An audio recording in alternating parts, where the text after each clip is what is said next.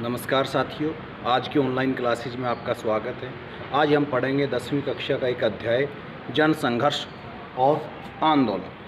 जन संघर्ष होता क्या है? जन लोक संघर्ष जब जनता के सामने कोई चुनौती आ जाती है जिसमें सबका हित छिपा हो, लोक कल्याण हो, उसे जन संघर्ष कहते हैं। और आंदोलन, ऐसे बहुत सारे दुआब समूह हैं, आंदोलनों के समूह हैं, कर्मचारियों के समूह हैं जो लोकतंत्र को प्रभावित करने की कोशिश करते हैं। जन संघर्ष को हम दो देशों के माध्यम से समझने की कोशिश करेंगे। एक देश नेपाल, जिसकी राजधानी है काठमांडू, और दूसरा देश है बोलीविया।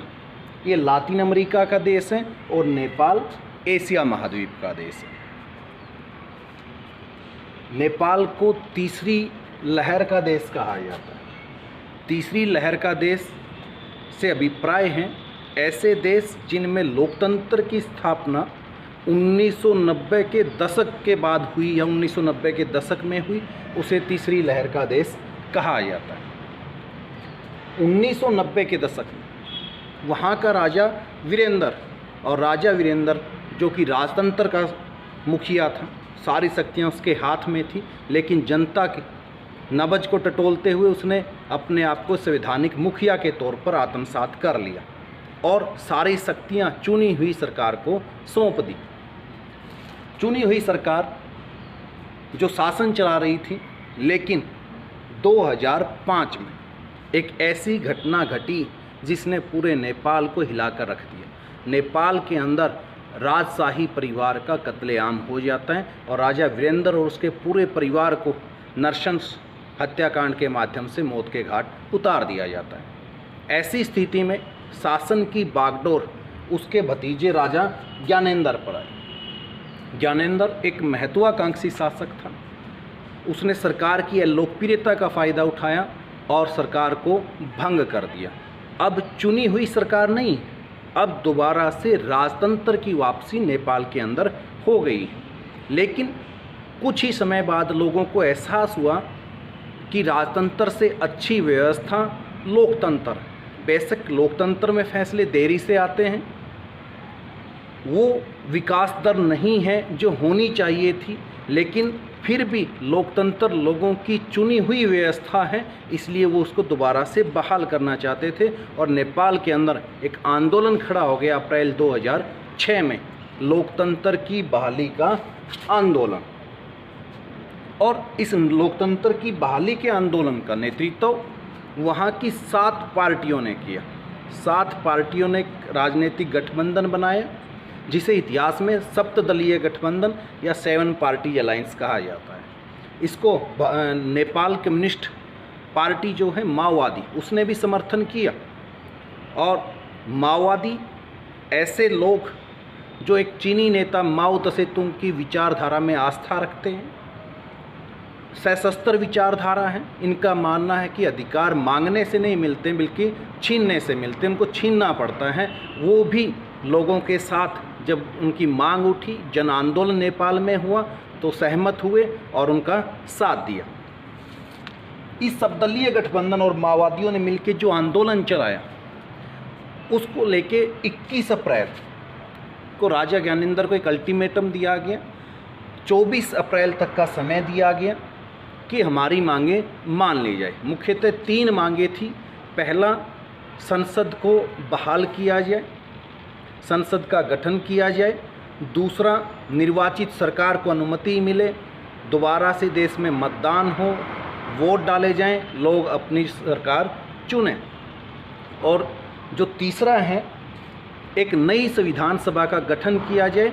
संविधान सभा ये तय करे कि देश आगे किस तरफ जाएगा, किस दिशा में जाएगा, कैसी उसकी दशा होगी। इन 3 मांगों को लेकर 21 अप्रैल को अल्टीमेटम दिया गया। लेकिन राजा ने ये तो कहा कि आपकी मांगें मान ली जाएगी, लेकिन कोई ठोस आधार उन बातों का नहीं था। इसलिए आंदोलनकारी सड़कों पर निकल आए।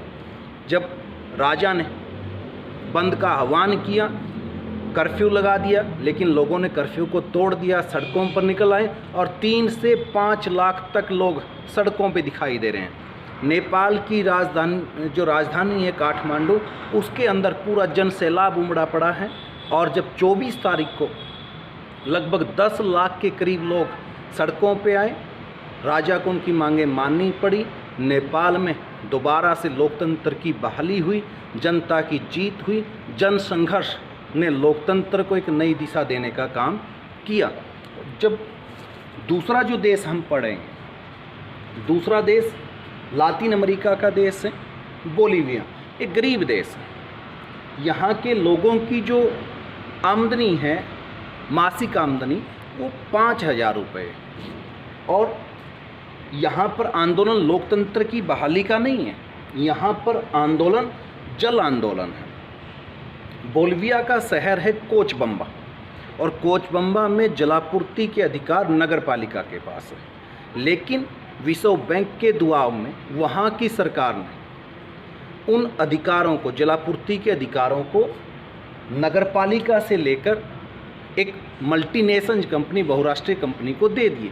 और जो ही बहुराष्ट्रीय कंपनी ने वो अधिकार अपने हाथ में लिए तो उसने लगभग 4 गुना दाम जल के बढ़ा दिए। जो बिल आता था अभी तक 200 रुपये आता था, लेकिन 4 गुना बढ़ने के बाद वही बिल 800 रुपये तक हो गया। अब लोगों की आमदनी है 5,000 रुपये। उनकी मूलभूत आवश्यकताओं का क्या हो? रोजी रोटी, कपड़ा, मकान, शिक्षा, चिकित्सा, इन सब पे खर्च करने के लिए उसे पैसा चाहिए था। और यही मांग लोगों को एक साथ ले आई। और समय रहेगा आपका 2000 ईस्वी में। इस फरवरी के अंदर लोगों ने हड़ताल की, सरकार ने हड़ताल को बंद करवा दिया, ख़त्म कर दिया। दोबारा से अप्रैल में फिर हड़ताल हुई, 4 दिन का बंद का आह्वान किया गया, लेकिन सरकार ने बर्बरतापूर्वक और दमनपूर्वक उस आंदोलन को दबा दिया। लेकिन लोग पीछे हटने वाले नहीं थे, काफिला जुड़ता चला गया, बहुत बड़ी भीड़ हुई और आखिर में बहुराष्ट्रीय कंपनी को जलापूर्ति के अधिकार दोबारा से नगर पालिका को देने पड़े। सरकार सहमत हुई, बढ़े हुए दाम वापस कर दिए गए, बहुराष्ट्रीय कंपनियों को छोड़कर, बोलीविया को छोड़कर जाना पड़ा। यहाँ पे लोगों का जल आंदोलन का जो उद्देश्य था वो पूरा हुआ। इसलिए जब हम इन दोनों देशों का अध्ययन करते हैं, एक में लोकतंत्र की बहाली का और दूसरे में जल आंदोलन का, अलग अलग परिस्थितियां हैं, लेकिन दोनों में समानता एक है कि जन संघर्ष सरकार को निर्देशित कर रहे हैं, संतुलन स्थापित कर रहे हैं, जो लोकतंत्र के आकार के लिए, जो लोकतंत्र के विस्तार के लिए बहुत जरूरी है। अब हम जो जलापूर्ति के अधिकार की बात करें, यहाँ पे नेपाल के अंदर सप्तदलीय गठबंधन ने नेतृत्व किया था, लेकिन नेपाल में बोलीविया सोशलिस्ट पार्टी ने इनको समर्थन जरूर किया, लेकिन नेतृत्व नहीं किया। नेतृत्व किया फेडेकोर। फेडेकोर एक संगठन है जिसके अंदर पर्यावरणविद, इंजीनियर और स्थानीय कामकाजी लोग थे। इसके साथ साथ जब हम बात करते हैं जन समूह की, आंदोलन की, तो उसके अंदर हम दबाव समूह भी पढ़ेंगे।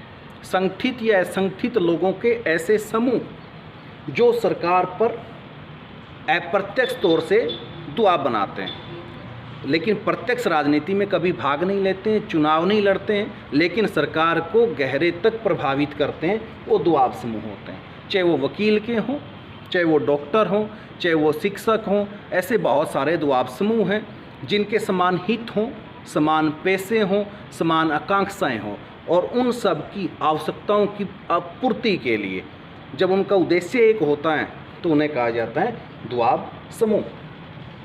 अब दबाव समूह भी अलग अलग तरीके से काम करते हैं। वो लॉबिंग करते हैं, लॉबिस्ट बनाते हैं, जो पेशेवर लोग होते हैं जिनके पास बहुत सारा पैसा होता है, विज्ञापन देते हैं, मीडिया का सहारा लेते हैं, लोगों को अपने पक्ष में करने की सोचते हैं ताकि जनता उनको जन समर्थन दे और सरकार उनकी मांगों को मानने पे मजबूर हो जाए। इसी कड़ी में हम वर्ग विशेष के हित समूह भी पढ़ेंगे।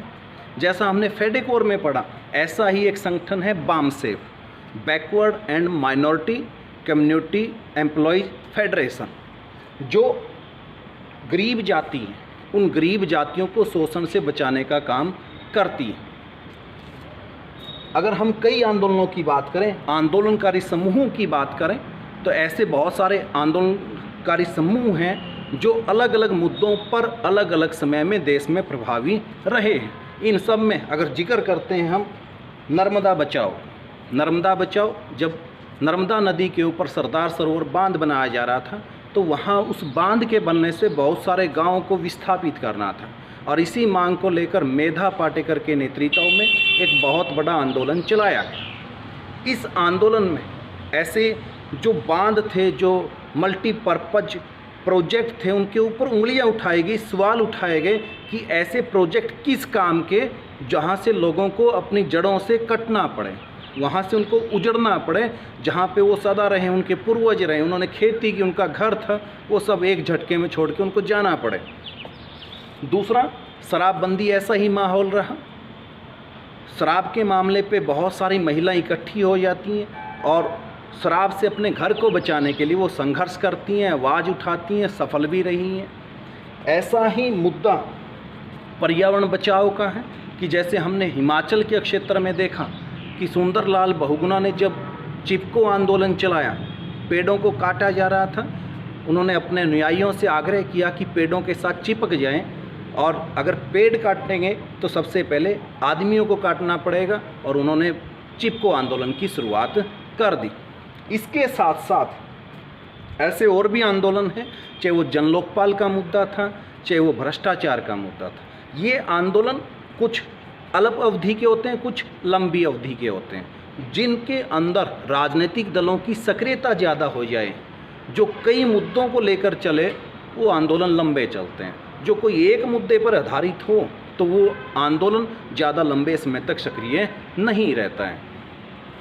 इसके साथ साथ हम बात करें आंदोलनकारी समूह में कुछ ऐसे संगठनों की, जैसे ABVP, अखिल भारतीय विद्यार्थी परिषद, जो कि भाजपा की एक छात्र इकाई का संगठन, NSUI कांग्रेस की छात्र इकाई है, और ऐसा ही एक संगठन था असम के अंदर, असम गण परिषद, जो विदेश से आने वाले जो छात्र थे उनको रोकता था कि विश्वविद्यालय में ये ना आए, हमारे अधिकारों के ऊपर ये कुंडली मार के ना बैठ जाए, इसलिए वो उनके खिलाफ संघर्ष करते थे। लेकिन वो बाद में राजनीति में आए और असम के अंदर असम गण परिषद की सरकार भी बनी।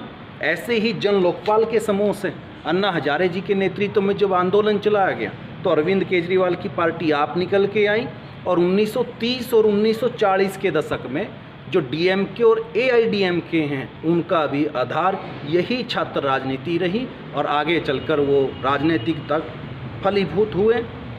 इस प्रकार हम इस पूरे आंदोलन में देखते हैं कि जो जन संघर्ष है, जन संघर्ष लोगों की भावनाओं का संघर्ष है, लोक कल्याण के लिए संघर्ष है। हम ये ना सोचें कि इससे अस्त व्यवस्था होती है, हम ये देखें कि इससे लोकतंत्र मजबूत होता है, लोकतंत्र का आधार मजबूत बनता है, लोकतंत्र का विस्तार होता है। जो लोग जन संघर्ष करते हैं, जो आंदोलन चलाते हैं, वो लोगों से कुछ नहीं मांग रहे, उनकी मांग सरकार से, और सरकार से मांगना सबका अधिकार है, उनको अपने अधिकार मांगने से कोई रोक नहीं सकता। इसलिए लोकतंत्र के अंदर जन संघर्ष का बहुत बड़ा महत्व है। धन्यवाद, नमस्कार।